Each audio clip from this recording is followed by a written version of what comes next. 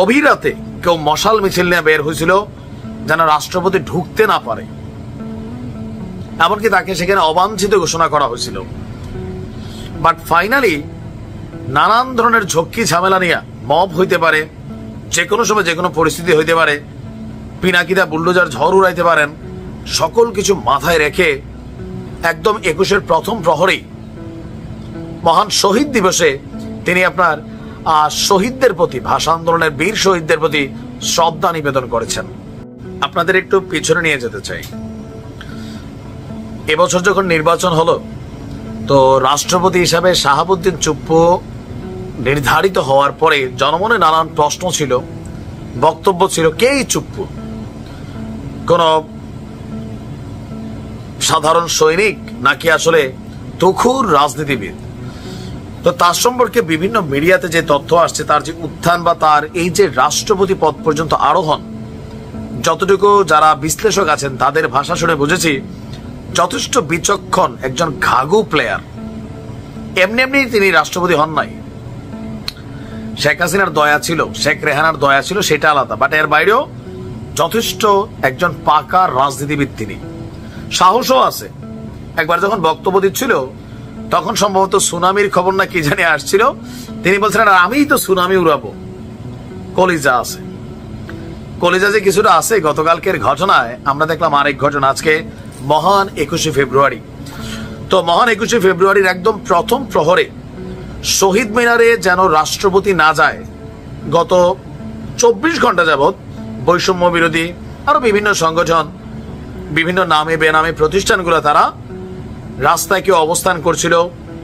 গভীর রাতে কেউ মশাল মিছিল নিয়ে বের হয়েছিল যেন রাষ্ট্রপতি ঢুকতে না পারে, এমনকি তাকে সেখানে অবাঞ্ছিত ঘোষণা করা হয়েছিল। বাট ফাইনালি নানান ধরনের ঝক্কি ঝামেলা নিয়ে মব হইতে পারে, যে কোনো সময় যে কোনো পরিস্থিতি হইতে পারে, পিনাকিদা বুলডোজার ঝড় উড়াইতে পারেন, সকল কিছু মাথায় রেখে একদম 21-এর প্রথম প্রহরেই মহান শহীদ দিবসে তিনি আপনার শহীদদের প্রতি, ভাষা আন্দোলনের বীর শহীদদের প্রতি শ্রদ্ধা নিবেদন করেছেন। 12টা 1 মিনিটে কেন্দ্রীয় শহীদ মিনারে পুষ্পস্তবক অর্পণ করেছেন তিনি। আর কড়া নিরাপত্তা ছিল। রাষ্ট্রপতির গাড়ি বহজন শহীদ মিনার এলাকায় আসার পরপরই উপস্থিত শিক্ষার্থী জনতা সেখানে স্লোগান দিচ্ছিলেন, বিক্ষোভ করছিলেন, পুলিশের ব্যারিকেড ভাঙার চেষ্টা করছিলেন। ইভেন স্লোগানও ছিল, go back Chuppu, go back Chuppu. বিক্ষোভকারীদের যে অভিযোগ যে জুলাই আগস্ট যে ঘটনা হয়েছে এখানে তার সমর্থন ছিল, তিনি কোনো ধরনের প্রতিবাদ করেননি।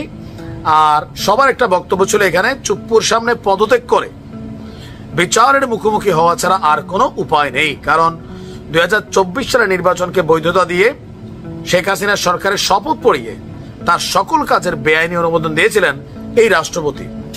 তো এরপরেও তিনি এই যে এত কিছুর মধ্যে দিয়ে সেখানে গেলেন, সর্বপ্রথম ক্রেডিটটা হচ্ছে আমাদের আইন শৃঙ্খলা বাহিনীর, সেনাবাহিনীরও। অবশ্যই প্রধান উপদেষ্টার নির্দেশ ছিল যেন কড়া নিরাপত্তা, নিশ্চিত নিরাপত্তা রাষ্ট্রপতির জন্য নিশ্চিত করা হয়। কারণ রাষ্ট্রপতির বাটে পাইলে অথবা ওনার সুযোগে পাইলে যে কোনো একটা মব ঘটবে।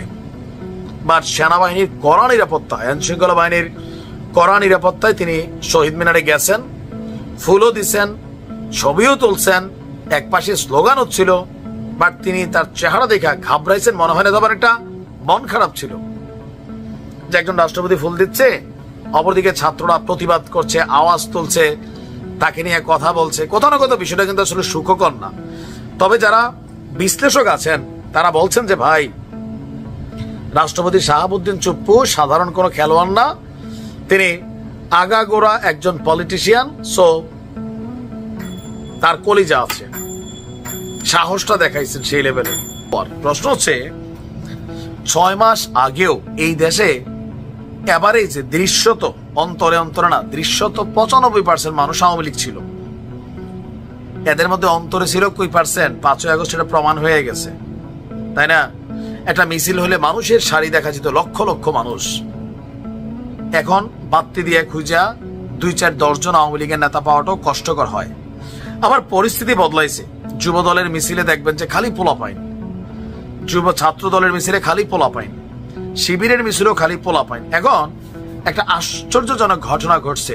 এতদিন যাবৎ ছাত্রলীগের মধ্যে আপনার ছাত্রদল, তারপর হচ্ছে ছাত্র শিবিরের নেতাকর্মীরা ঢুইকা গেছিল, ঢুইকা অনেক ধরনের কিন্তু মেটিকুলাস প্ল্যান হয়ে গেছিল। এখন সেই একই ভঙ্গিতে কাটা দিয়ে কাটা তুলছে ছাত্রলীগ, আর পেছনে অবশ্যই শেখ হাসিনার একটা মেটিকুলাস প্ল্যান তো আছেই, যে তোমরা ওইটাই করো যেটা তারা আমাদেরকে করছে। এখন নাটোরের সিংড়া উপজেলার কলম ডিগ্রি কলেজ, সেই কলেজের সম্প্রতি ছাত্রদলের কমিটি ঘোষণা দিয়েছে জেলা ছাত্রদল।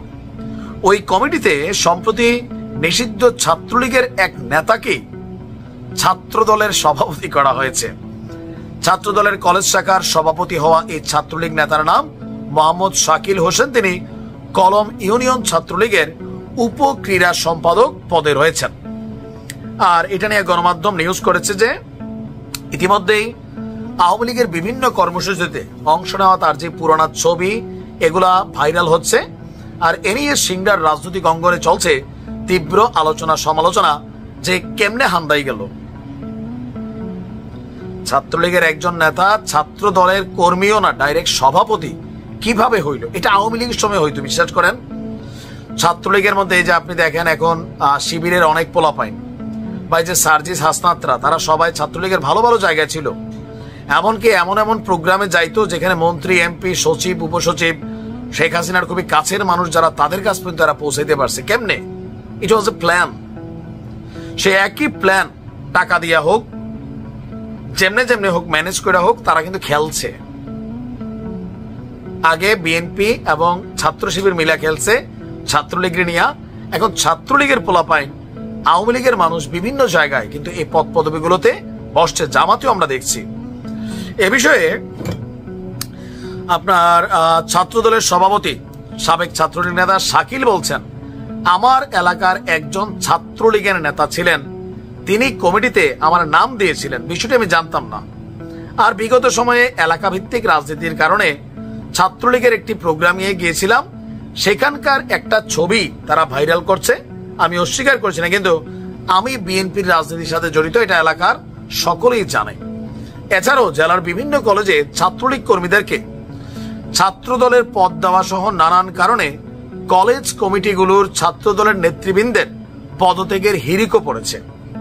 জেলা ছাত্রদল বিজ্ঞপ্তিতে জানিয়েছে যে ছাত্রদলের ফরম পূরণে মিথ্যা তথ্য প্রদান করায় আব্দুল্লাহপুর সরকারি ডিগ্রি কলেজ, গোপালপুর, খুবজিপুর তো 4 জনকে আপনার সদস্যপদ অব্যাহতি করেছে। এখন অব্যাহতির আগে এত বড় একটা কমিটি হয় কলেজের, যাচাই বাছাইয়ের প্রক্রিয়াটা কি? ওই যে ছাত্রলীগের সাদ্দাম ঢাকা পয়সা সাইন দিয়ে দিত টাকার বিনিময়ে, জেলা ছাত্রদল, উপজেলা ছাত্রদলের, একটা ইউনিয়ন ছাত্রদলের বা ছাত্রলীগের কমিটি হয়তোবা হ্যালো অথবা রূপাইয়া, দুইটার একটা তো হবেই ভাই। এখন আওয়ামী লীগ নতুন সিস্টেমে কিন্তু মাঠে নামছে, এমনকি আস্তে আস্তে সবাই মিশা যাবে, এটাই বাস্তব, তাই না? এতদিন মিশা গেছে, এখন চারদিকে বিএনপি। এত বিএনপি কি আসল বিএনপি? না, এখন আওয়ামী লীগের সেগুলোর মধ্যে ইনক্লুড হচ্ছে। যারা বিএনপির রাজনীতি করেন না, মানে এন্টি বিএনপি যে রাজনৈতিক দলগুলো আছে, এর মাঝখানে জামাত ইসলাম, ভিপি নুরের গণ অধিকার পরিষদ, বৈষম্য বিরোধী ছাত্র আন্দোলন, আর আওয়ামী লীগ তো মাঠে নাই, চরমোনাই, হেফাজত ইসলাম, ইসলামী আন্দোলন বাংলাদেশ, তাদের প্রত্যেকের বক্তব্যের একটা মোটা কথা হচ্ছে বিএনপির মাথা আউলাই গেছে ক্ষমতা গ্রহণের জন্য। কেন? মূল একটা আলোচনা কিন্তু সামনে চলে আসছে, যেটা সরকারের সাথে শুধুমাত্র বিএনপিরই কনফ্লিক্ট, আর বাকি সব দল তারা এক পাত্রে আছে। সেটা হচ্ছে স্থানীয় সরকার নির্বাচন আগে হবে নাকি জাতীয় সংসদ নির্বাচন আগে হবে। এ নিয়ে বিএনপি ছাড়া সবগুলো দল কিন্তু একটা পাল্লিতেই অবস্থান করছে। বাট বিএনপি যেহেতু একটা বড় দল, শক্তিশালী দল, সো তাদের পাল্লিটা বিপরীতে সবার পাল্লিটা আসলে কোন দিকে ভারী হবে সেটা এখন বোঝার বিষয়। অলরেডি ডক্টর মোহাম্মদ ইউনূস একজন কি বলা হয় যে আপনার অক্ষম সরকার প্রধান হিসাবে দেখছে বিএনপি। আজকে বিএনপির স্থায়ী কমিটির সদস্যরা বেশ কিছু বক্তব্য দিয়েছেন, যেগুলো নিয়ে পাল্টা কাউন্টার হচ্ছে। জাতীয় নাগরিক কমিটির একজন মুখপাত্র সামান্তা শারমিন তিনি বলছিলেন, 15 বছর যাবৎ যে ক্ষুধা জমা আছে সেই ক্ষুধা নিবারণের জন্য অলরেডি পাগল হয়ে গেছে বিএনপি। বাট বিএনপি বলছে স্থানীয় সরকার নির্বাচন দেওয়ার ক্ষমতা কোন অন্তর্বর্তীকালীন সরকারের নেই।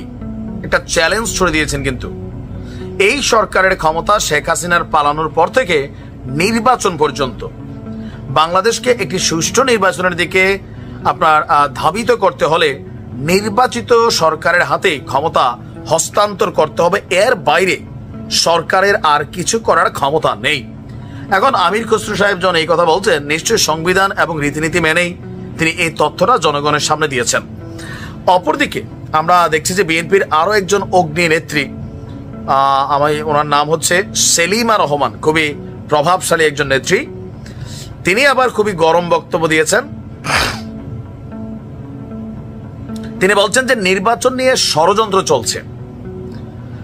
একজন বলছে সংস্কার, একজন বলছে স্থানীয় সরকার নির্বাচন, একদল বলছে নির্বাচন। আপনাদের তো স্থানীয় সরকার নির্বাচন করার দায়িত্ব না, আপনারা এটা করতেও পারেন না। জাতীয় নির্বাচনের রোড ম্যাপ ঘোষণা করতে হবে, সেই অনুযায়ী জাতীয় নির্বাচনের আগে অন্য কোন নির্বাচন বিএনপি হতে দেবে না, স্পষ্ট। তাহলে কি সরকারকে ঠকে দেবে, নির্বাচনকে রুখে দেবে? দেবে তো দেবে, কিভাবে দেবে? রাজপথে নেমে আন্দোলন করবে, তাহলে তো বৈষম্য বিরোধীরা মাঠে নামবে, জামাত মাঠে নামবে, হেফাজত চরমনাই, ইসলামী আন্দোলন, ভিপিনুরের দল, জাতীয় নাগরিক কমিটি, ব্লা ব্লা ব্লা মাঠে নামবে। তাদের সাথে মাঠে থাকবে আইন শৃঙ্খলা বাহিনী। তো কিভাবে আসলে রুখে দেবে? এখন এই নির্বাচন নিয়ে যে অবস্থানটা বিএনপি এবং অন্যদের সাথে কনফ্লিক্ট আছে, কেউ কেউ বলছেন বিএনপির মাথা উলাই গেছে, ভাই এরা পাগল হয়ে গেছে, কোন সময় ক্ষমতায় যাবে, যাইয়া তারপর অনেক কিছু করবে, 15 বছরের ক্ষুধা মিটাবে। এগুলো আমার কথা না, বিভিন্ন জায়গা থেকে যে বক্তব্যগুলো আসছে। বাট বিএনপির বক্তব্য যে না, এদেশে সংস্কারের প্রথম ধাপ জিয়াউর রহমান শুরু করছেন, আর সংস্কার নিয়ে এখন যে কথাগুলো হচ্ছে এগুলো আরো বেশ কয়েক বছর আগে বিএনপি 18 দফা, তারপর হচ্ছে 26 দফা, সর্বশেষ 31 দফা, তারাই সংস্কারের দাবি দিয়েছে। সো তাদের হাতে ক্ষমতা হোক, অন্যের হাতে ক্ষমতা হোক, নির্বাচন দিয়ে দেন, জাতীয় নির্বাচন। যারাই পাশ করবে তারা এসা আপনারা যেখান পর্যন্ত সংস্কার করছেন এরপরে সংস্কার করবেন। আর আপনারা কি সংস্কার করতেছেন? মানুষের পেটে ভাত নাই, আইন শৃঙ্খলা পরিস্থিতির মানে হিসাব নিকাশ নাই, আসলে আপনারা করতেছেন কি? সুতরাং এগুলা সংস্কারের নাম দিয়ে ক্ষমতায় টিকে থাকার চিন্তা ভাবনা বাদ দিয়া সংস্কারের নামে একটা কিংস পার্টি বানানোর জন্য সব আয়োজন বাদ দিয়া আপনারা নির্বাচনটা দেন। আসলে মানে সবকিছু একটা অদ্ভুত পরিস্থিতি তৈরি হচ্ছে। কি হয় জানি না। ভালো থাকবে।